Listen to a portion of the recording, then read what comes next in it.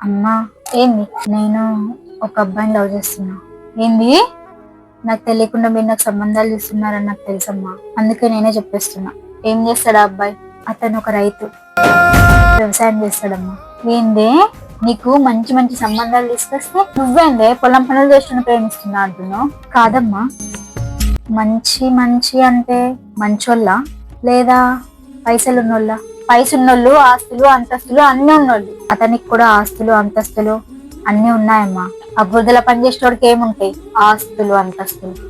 తనకి నష్టం వచ్చిన కష్టాన్ని నమ్ముకొని పండించే తన పొలమే అమ్మా తన ఆస్తి. ఉన్న నేల, తను పండించే పంట, తన కష్టంతో కట్టుకున్న పూరి గుడిసె, ఇవన్నీ తన అంతస్తులు.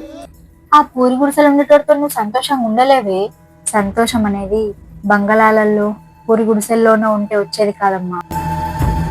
అందులో ఉండే మనుషులతో, మనసులతో వచ్చేది.